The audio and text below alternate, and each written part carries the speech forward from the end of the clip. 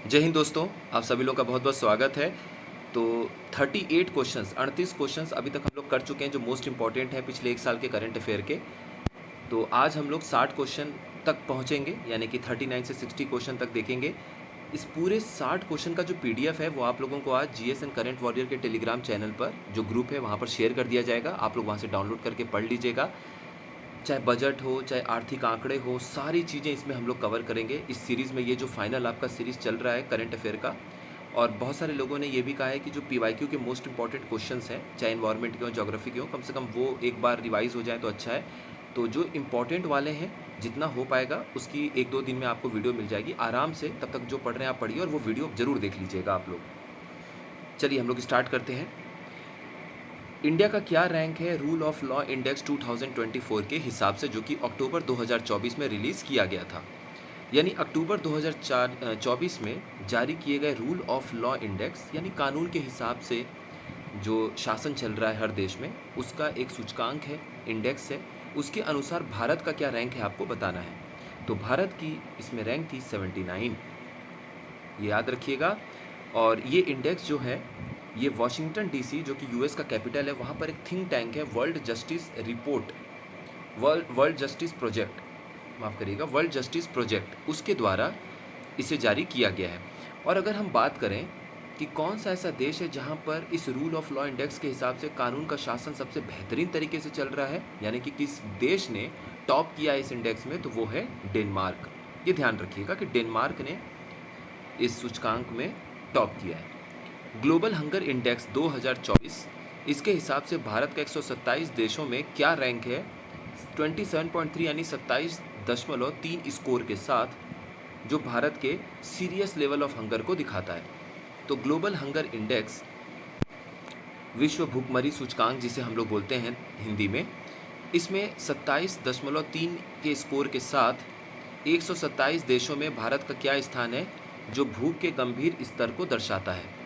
तो इसमें भारत का स्थान है 105, सी ऑप्शन। टोटल 22 देश हैं जो इस रैंक इस इंडेक्स के टॉप पर हैं।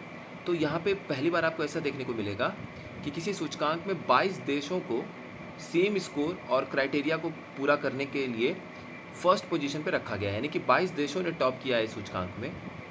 और भारत का जो जीएचआई स्कोर है वो है 27.3, जो कि ये बताता है कि यहाँ पर जो भूखमरी है वो गंभीर श्रेणी में है, ऐसा ये सूचकांक का कहना है। 2024 ग्लोबल इनोवेशन इंडेक्स के हिसाब से 133 अर्थव्यवस्थाओं में, इकोनॉमीज़ में भारत का क्या स्थान है, इस सूचकांक को World Intellectual Property Organization release करता है। तो विश्व बौद्धिक संपदा संगठन के अनुसार 133 अर्थव्यवस्थाओं में 2024 वैश्विक नवाचार सूचकांक में भारत का क्या स्थान है, तो भारत का स्थान है 39, यानी कि 39। और अगर आप इस पर थोड़ा सा देखेंगे तो देखिए 2015 में जहां भारत की रैंक थी 81, यानी इंडिया 81st पोजीशन पे था 2015 में, वहां से 2024 में हम लोग पहुंचे हैं 39वें स्थान पर 133 अर्थव्यवस्थाओं के बीच में। तो काफ़ी अच्छा नवाचार और या आप बोल सकते हैं इनोवेशन अपने देश में पनप रहा है, ये इंडेक्स हमें यही बताता है। इस इंडेक्स के हिसाब से ग्लोबल इनोवेशन इंडेक्स, जिसे ग्लोबल इनोवेशन इंडेक्स कहते हैं, वैश्विक नवाचार सूचकांक हम बोलते हैं इसे।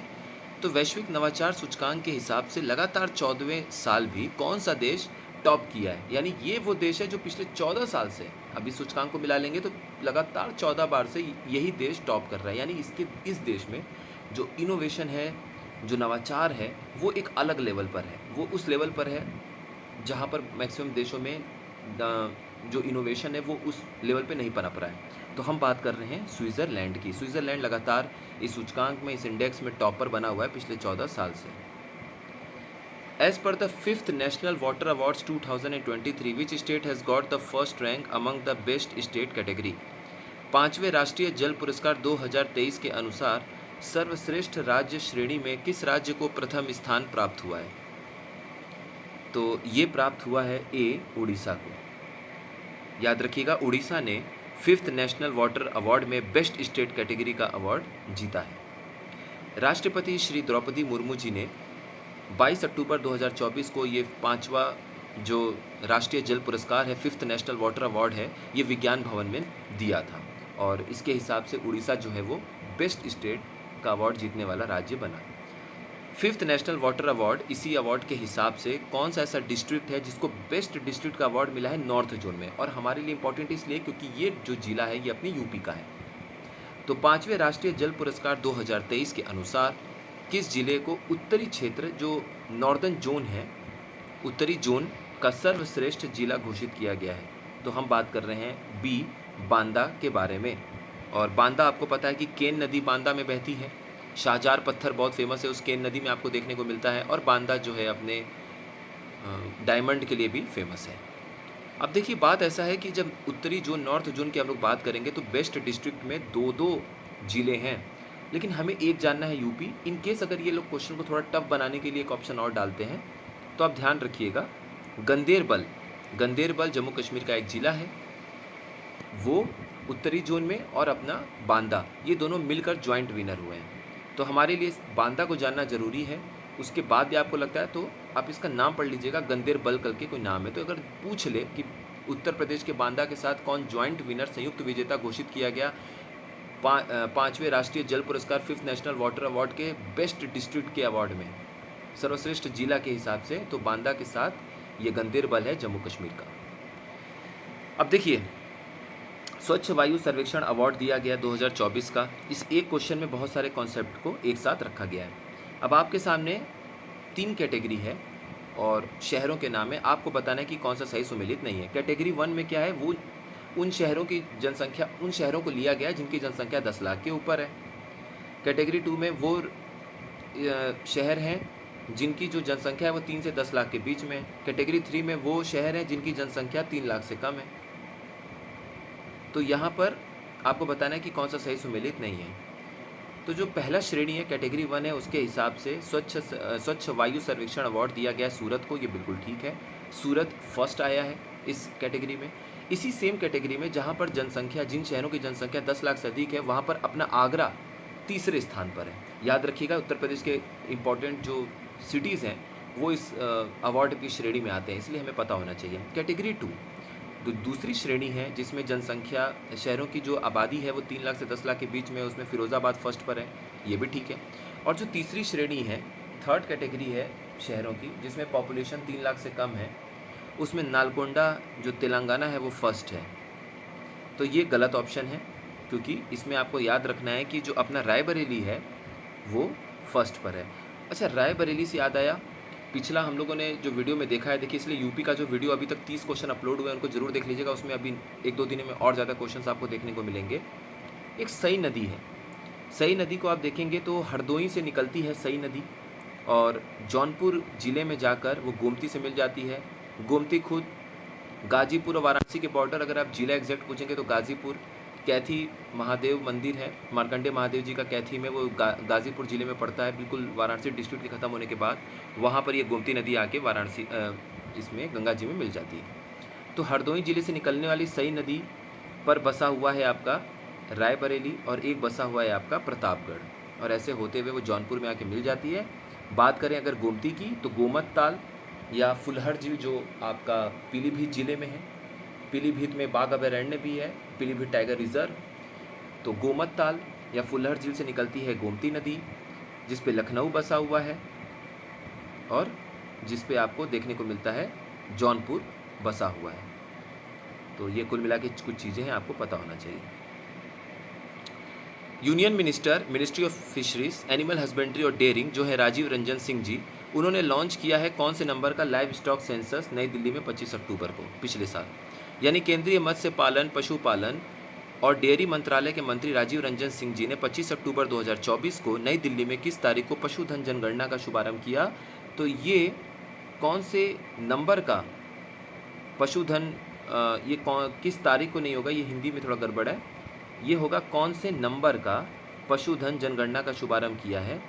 तो ये आपका 21वां है, 21st लाइव स्टॉक सेंसस है। तो देखिए केंद्रीय मत्स्य पालन, पशुपालन और डेयरी मंत्री राजीव रंजन सिंह जी ने 25 अक्टूबर 2024 को नई दिल्ली में 21वें पशुधन जनगणना का शुभारंभ किया, यानी कि 21st लाइव स्टॉक सेंसस का शुभारंभ किया। हो सकता है आपसे 1 वर्ड टाइप का क्वेश्चन पूछ ही ले करंट अफेयर में।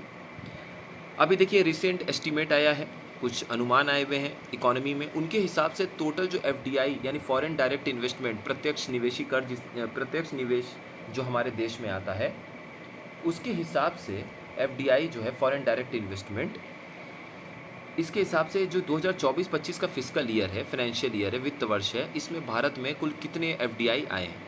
यानी कि हाल के अनुमानों के अनुसार वित्त वर्ष 2024-25 में कुल प्रत्यक्ष विदेशी निवेश का प्रवाह कितना हुआ है।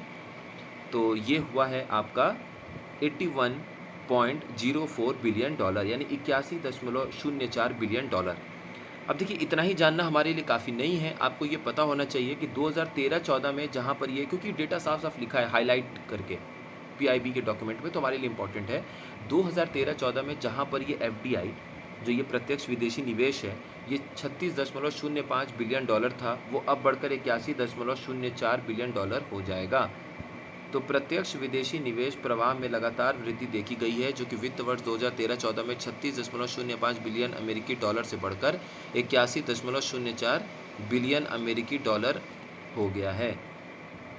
Which sector emerged as the top recipient of FDI equity in fiscal year 2024-25 attracting 90% of total inflows. यानी जो वित्त वर्ष 2024-25 है, उसी के लिए सारे आंकड़े आए हुए हैं। तो कौन सा ऐसा क्षेत्र है जहाँ पर एफडीआई का जो शीर्ष प्राप्तकर्ता बनकर उभरा है, वो क्षेत्र कौन सा है जिसको लगभग 19% तक एफडीआई मिला है। तो हम बात कर रहे हैं सेवा क्षेत्र यानी कि सर्विस सेक्टर के बारे में। सेकंड नंबर पे 16% एफडीआई आया है कंप्यूटर हार्डवेयर, कंप्यूटर सॉफ्टवेयर और हार्डवेयर में, और ट्रेडिंग जो है, ट्रेडिंग में 8% एफडीआई आया है।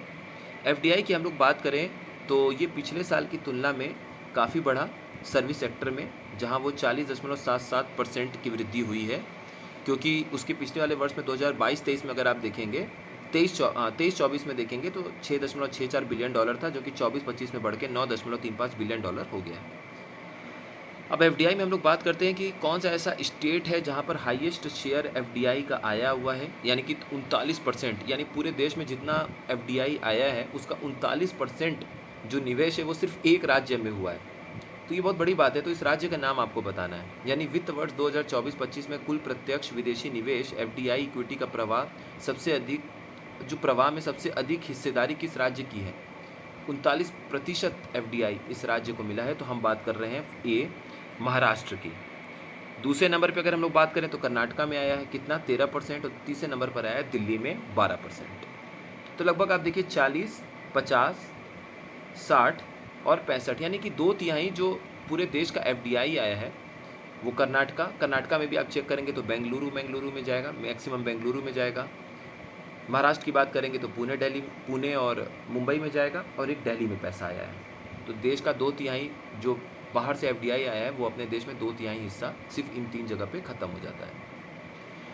किस देश से मैक्सिमम एफडीआई अपने देश में आया है 2024-25 में, तो हम बात कर रहे हैं सिंगापुर की। सिंगापुर से सबसे अधिक एफडीआई भारत में आया है। जितने भी एफडीआई किसी भी देश से आए हैं उसमें 30% हिस्सेदारी, 30% जो हिस्सेदारी है वो सिंगापुर की है। सेकंड नंबर पे मॉरिशस है, और थर्ड नंबर पर यूनाइटेड स्टेट्स है। मॉरिशस की बात करें तो 17% है, और संयुक्त राज्य अमेरिका यूनाइटेड स्टेट्स की बात करें तो 11% है। Recently, at what price the minimum support price for paddy was announced for fiscal year 25-26? यानी हाल ही में वित्त वर्ष 2025-26 के लिए धान सामान्य ग्रेड की बात हो रही है, उसके लिए न्यूनतम समर्थन मूल्य एमएसपी किस मूल्य पर घोषित किया गया है, तो ये है 2369 रुपया। पिछले साल जो है वो 2300 रुपया था, 69 रुपया 69 रुपीज़ को बढ़ाकर इसको कर दिया गया है 2369 रुपये। तो देखिए ये लिखा है कि 2025-26 के खरीफ सीज़न के लिए सामान्य धान जो कि नॉर्मल कॉमन पैडी है, आमतौर पे जो धान होता है, उसके लिए एमएसपी रखा गया है 2369 रुपया, यानी कि 2369 रुपीज़। और ये पिछले वर्ष की तुलना में 69 रुपया ज़्यादा है, क्योंकि उसके पहले वाले वर्ष में 2300 रुपया एमएसपी था। बेसिक एनिमल हस्बेंड्री स्टैटिस्टिक्स का कुछ आंकड़ा आया हुआ है, इसके हिसाब से कौन सा राज्य जो है वो सबसे ज़्यादा दूध उत्पादक राज्य है। तो बुनियादी पशुपालन सांख्यिकी 2024 के अनुसार भारत में दूध का शीर्ष उत्पादक जो राज्य है, यानी कि टॉप प्रोड्यूसर ऑफ मिल्क, कौन सा ऐसा स्टेट है जो कि टॉप प्रोड्यूसर है मिल्क का, तो वो है अपना उत्तर प्रदेश। उत्तर प्रदेश ने ये रैंक बरकरार रखी हुई है। और देखिए जो क्वेश्चन पूछा गया है टॉप 3, उसी के हिसाब से ऑप्शन है। तो सबसे अधिक फर्स्ट पे कौन सा है जहाँ सबसे अधिक दूध उत्पादन होता है? उत्तर प्रदेश। सेकंड नंबर पे राजस्थान, तीसरे नंबर पर मध्य प्रदेश। और कौन सा ऐसा स्टेट है जहां पर highest annual growth rate milk production का देखा गया है? यानी किस राज्य में दूध उत्पादन की वार्षिक वृद्धि दर सबसे अधिक रही? तो ये है वेस्ट बंगाल, पश्चिम बंगाल, ध्यान रखिएगा। Which state is the largest producer of meat in India? उसी एनिमल हस्बेंड्री स्टैटिस्टिक्स 2023-24 वाले में, ये 24-25 वाला जो भी हम लोग देख रहे हैं उसमें आया हुआ है। कौन सा ऐसा राज्य है जहां पर सबसे ज़्यादा मीट प्रोड्यूस किया जाता है? भारत में मांस का सबसे बड़ा उत्पादक राज्य कौन सा है? देखिए यहाँ आपको एक कन्फ्यूजन हो सकता है यूपी को लेके, लेकिन यूपी नहीं है। यूपी देखिए सेकंड नंबर पर है, ध्यान दीजिएगा। फर्स्ट पे पश्चिम बंगाल है, सेकंड पे यूपी है, थर्ड पे महाराष्ट्र है, फोर्थ पे असम है। तो यहाँ पर जो ये ऑप्शन लिखे गए हैं वही आपका क्रम है। तो फर्स्ट पे क्या है? पश्चिम बंगाल। दूसरे पे कौन सा है? उत्तर प्रदेश। तीसरे पे कौन सा है? महाराष्ट्र। और चौथे पे कौन सा है? आसाम। यूनियन बजट 2025-26 के हिसाब से जो फिस्कल डिफिसिट है वो हमारे जीडीपी का कितना परसेंट हो सकता है? यानी केंद्रीय बजट 2025-26 के अनुसार राजकोषीय घाटा सकल घरेलू उत्पाद का कितना प्रतिशत होने का अनुमान है? तो ये होगा 4.4%, यानी 4.4%। और ये हमारे लिए बहुत इंपॉर्टेंट आंकड़े हैं, क्योंकि जो 2024-25 का बजट पेश हुआ था उसमें देखिए संशोधित होता रहता है अनुमान, क्योंकि अभी क्या है, साल शुरू होने वाला है, वित्त वर्ष, आपने अनुमान लगाया इतना पैसा खर्चा होगा, इतना पैसा आ जाएगा। जब अगला बजट आने वाला होता है तो लगभग 10 महीना उस पूरा पिछले वाले वित्त वर्ष का बीत चुका होता है, क्योंकि नया बजट आप पेश कर रहे हैं फरवरी में। तो फरवरी और मार्च 2 और महीना बच जाता है पिछले वित्त वर्ष के ख़त्म होने में। तो 10 महीने के बाद फिर से अनुमानित एक संशोधित अनुमान, रिवाइज्ड एस्टीमेट आता है, जिसके हिसाब से पता चलता है कि हमने क्या सोचा था और क्या होगा। तो उसके हिसाब से ये बताया गया कि जो उसके पहले जो बजट पेश हुआ था 2024-25 के लिए, उसके हिसाब से हमारा फिस्कल डेफिसिट 4.8% रहने का अनुमान है, क्योंकि बजट पेश किया गया फरवरी में और वित्त वर्ष खत्म होने को 2 महीने और बचे हुए हैं। तो एक अनुमान लगाया गया कि जब मार्च कंप्लीट हो जाएगा तो जो हमारा वित्त वर्ष चल रहा है उसके हिसाब से इतना होना चाहिए, और जो नया साल शुरू होगा उसके लिए 2 महीने पहले ही बजट आ गया। तो बजट एस्टीमेट के हिसाब से 4.4% अपने जीडीपी का जो फिस्कल डिफिसिट है, राजकोषीय घाटा, वो 2025-26 के लिए अनुमानित है। और जो पिछला वाला वित्त वर्ष था 2024-25 का, उसके हिसाब से जो 2 महीने पहले खत्म होने के वित्त वर्ष को अनुमान लगाया गया 2024-25 के, कि 4.8% पे हमारा फिस्कल डिफिसिट, राजकोषीय घाटा होना चाहिए अपने जीडीपी का, यानी सकल घरेलू उत्पाद का 4.8% राजकोषीय घाटा होना चाहिए 2024-25 में। What is the total expenditure और the total size of the union budget 2025 and 26? मैंने आप लोगों को बताया है कि किसी भी बजट का जो टोटल खर्चा होता है वही उसका साइज होता है। तो केंद्रीय बजट 2025-26 का कुल व्यय या कुल आकार कितना है? तो वो है 50.65 लाख करोड़, यानी 50.65 लाख करोड़। और ये 2024-25 के तुलना में 7.4% ज़्यादा है। Which sector got the largest allocation in union budget 2025 and 26? केंद्रीय बजट 2025-26 में किस क्षेत्र को सबसे अधिक आवंटन मिला? तो सबसे अधिक जो बजट की तरफ से पैसा मिला है वो रक्षा क्षेत्र को मिला है, डिफेंस सेक्टर को। सेकंड नंबर पे देखिए जिस ऑप्शन में लिखा है वही आपका ऑप्शन है। तो डिफेंस को सबसे अधिक बजट में से पैसा मिला है, कितना? 6,81,210 करोड़। और आपको पता होगा टोटल बजट का भी हमने पीछे पढ़ा है, कितना है? 50.65 लाख करोड़, यानी 50,65,000 करोड़। उसमें से 6,81,210 करोड़ रुपया आप डिफेंस सेक्टर को, रक्षा क्षेत्र को दे रहे हैं। दूसरे नंबर पे रोड ट्रांसपोर्ट एंड हाईवे, सड़क परिवहन और राजमार्ग। तीसरे पे रेलवेज, और चौथे पे गृह मंत्रालय का बजट है 2,33,211 करोड़। कौन सा ऐसा स्कीम है अपने यूनियन बजट में जिसको हाईएस्ट एलोकेशन मिला है 86,000 करोड़ के साथ? यानी केंद्रीय बजट 2025-26 में किस योजना के लिए सबसे अधिक 86,000 करोड़ रुपए का आवंटन किया गया है? तो ये किया गया है मनरेगा को, ध्यान रखिएगा। कितना? 86,000 करोड़ रुपए। और हाँ, इसमें इंपॉर्टेंट बात यह है कि जो एक साल पहले था 2024-25, उसमें भी 86,000 करोड़ रुपए मनरेगा के लिए आवंटित किए गए थे। तो जो 2024-25 का बजट था और 2025-26 का जो बजट है, दोनों में मनरेगा के लिए सेम अमाउंट सैंक्शन किया गया है। कितना? 86,000 crore. How much amount has been allocated to the department of economic affairs for new schemes? नई योजनाओं के लिए आर्थिक मामलों के विभाग को कितनी राशि आवंटित की गई, ये आपको बताना है। तो देखिए इसमें आपका किया गया है 41,700 करोड़, 41,700 करोड़ रुपए नए स्कीम्स के लिए खर्च किए गए हैं, दिए जाएंगे, पैसे आवंटित किए जाएंगे। और ये रहा आज का आखिरी सवाल। यूनियन बजट 2025-26 के हिसाब से जो रेवेन्यू डिफिसिट है वो कितना परसेंट होने का अनुमान है? तो केंद्रीय बजट 2025-26 के अनुसार राजस्व घाटा सकल घरेलू उत्पाद का कितना प्रतिशत होने का अनुमान है? तो ये है आपका 1.5%, 1.5% के करीब। अब देखिए, जो 2024-25 का बजट था एक साल पहले, उसमें लगभग 2% यानी 1.9%, 1.9% राजस्व घाटा या रेवेन्यू डिफिसिट होने की बात कही गई है। और 2025-26 का जो बजट है, इसमें कहा गया कि रेवेन्यू डिफिसिट जो कि हमारा राजस्व घाटा है वो सकल घरेलू उत्पाद का अब 1.9% पिछले साल की तरह रह के 1.5% होगा अपने सकल घरेलू उत्पाद यानी कि जीडीपी का। तो जो आपका नया बजट है 2025-26 का, उसमें बोला गया कि जो आपका सकल घरेलू उत्पाद, आपका जो ये राजस्व घाटा है वो अपने जीडीपी का सकल घरेलू उत्पाद का 1.5% तक होगा। और फिस्कल डिफिसिट जो राजकोषीय घाटा है वो कितना हम लोगों ने पीछे देखा है, 4.4%। उसके पहले वाला जो बजट था 2024-25 का, उसमें कितना घाटा बोला गया कि सकल घरेलू उत्पाद का कितना प्रतिशत राजकोषीय घाटा होगा, फिस्कल डिफिसिट होगा, तो वो था 4.8%। कम करके कितना बोला गया, 4.4%। और सकल घरेलू उत्पाद का 2024-25 का जो पिछला बजट है उसमें बोला गया कि सकल घरेलू उत्पाद यानी कि जीडीपी का कितना प्रतिशत हिस्सा राजस्व घाटा रेवेन्यू डिफिसिट के रूप में होगा, तो वो होगा 1.5% के रूप में। और नए बजट के हिसाब से कितना होगा, 1.9%। इस बात को ध्यान रखिएगा। तो इसी के साथ ये आज का हमारा ये जो इम्पोर्टेंट करंट अफेयर का क्वेश्चन है वो कंप्लीट हुआ। अब नेक्स्ट वीडियो में हम लोग कुछ साइंस टेक के भी वीडियोस देखेंगे, कुछ इकोनॉमिक और आंकड़ों को देखेंगे, कुछ आईआर के देखेंगे, कुछ इंडेक्स को और देखेंगे।